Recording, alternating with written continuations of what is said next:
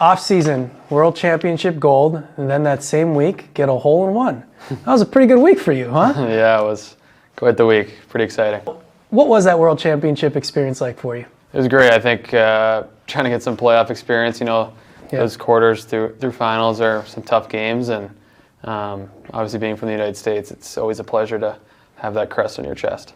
Get to do that with your coach. Did that mean a little bit extra too for you?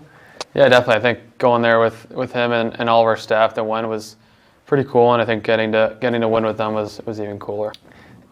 You've been a winner your whole career, but last year you haven't been used to that. So get that winning of feeling as you head into the off season. What did that do for your motivations? It's super big. I think obviously last year wasn't the year we wanted in the standings, but I think coming into this year we're all super excited and brought in some new guys, and I think we're all just super pumped to get going.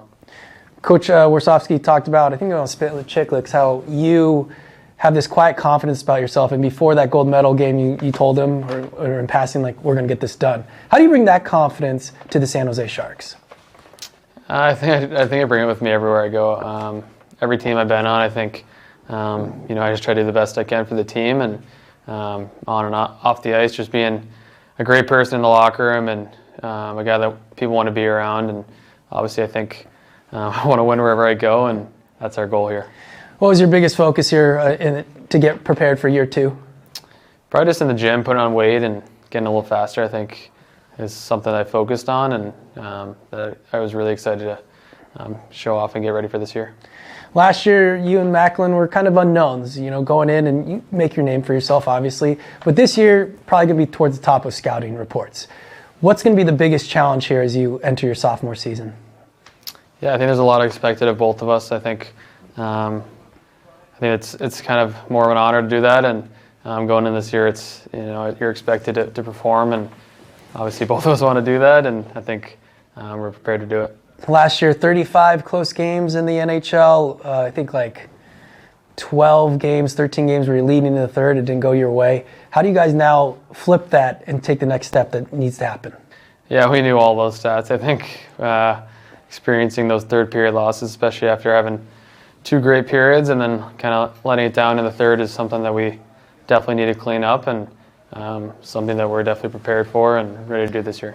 Mike Greer brought in a bunch of veterans to this group. What did you notice about the guys he brought in? I think they've all been in the Stanley Cup or had some crazy playoff experience, so I think having that around our locker room and just having guys that have been in the league for so long is super helpful for all of our younger guys, and for us to be able to watch them and follow them is going to be super good for us. What does a successful second year kind of look like for you?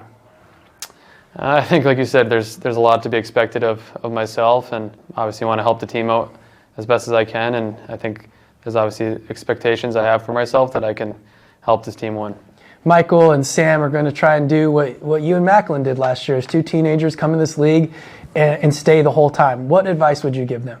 I think enjoy every second of it, and I think I said it a bunch last year, there's going to be ups and downs, so you just got to stick with it, and you're playing in the best league in the world, so there's obviously going to be some hard times, but just enjoy it and have fun. Then the next wave of prospects come in after you, and you're a guy who's probably going to want to be here for a long time and be part of the solution. When you look at that in the direction of where the Sharks are going into this new era, what do you hope you guys can define what it means to be a San Jose Shark? I think we just want to bring winning back here. I think the fans deserve it, and everyone talks about how it used to be, and with Patty and Jumbo here and how great it was. So I think when you hear that and you think about the fans and what they've gone through the past couple of years, you want to obviously help that out and get that tank back going and get some more wins. What did you notice also about the new lease agreement with the city and kind of tell you guys as a group of players?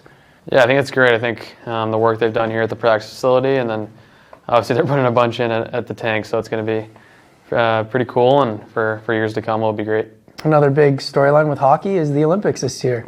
What does it mean to you to represent the United States? I've asked you this before, but let's roll it back.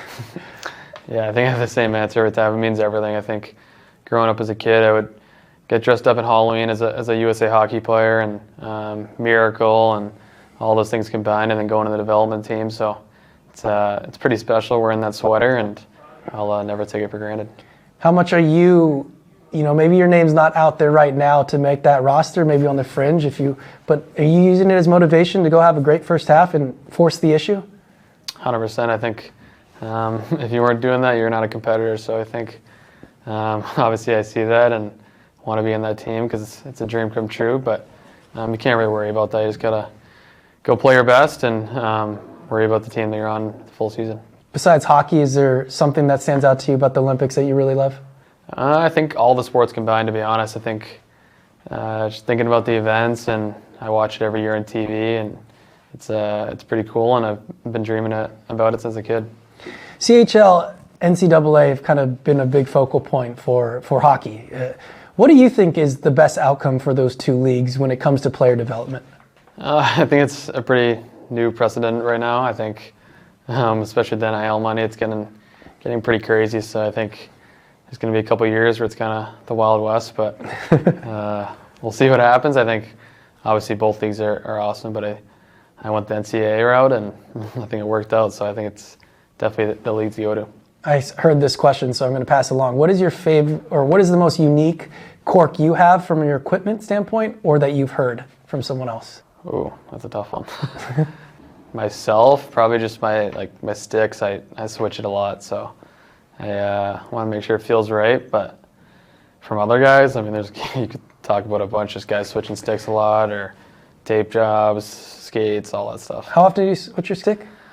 Probably switch my spec like every year, just different flex or different curve or something like that. But I also like to feel my new stick. So more theme night things going forward here. First night on our air is WWE. Your guys' opening night is on ESPN Plus, but it's WWE night. Don't know if you're a wrestling fan or not, but if you had to pick someone on your team to be your tag team partner, who would it be? I'll say Revo. Next generation for hockey fans is also a night. How did you originally get into hockey? I originally got into it from one of my dad's best friends. He dropped off a jersey for in-house league, and ever since then I kind of just took off and loved the game. Bay Area Night is also where you're talking about all the other sports in the area, not just pertaining to this area, because I know you grew up somewhere else, but what's your favorite sport to go watch as a fan? I'll have to go with back home. I've growing up going to BC football games my whole life, but obviously I was pretty lucky at the Patriots, Celtics, and Red Sox. So, is there a game that you went to as a fan that stands out to one of your favorite memories? I was at the comeback game in 2011 against the Leafs when they were down 4-1 in the third period. Oh, that's a good one. Yeah. All right, last one for you. Take us through your hole-in-one. Well, how did it happen?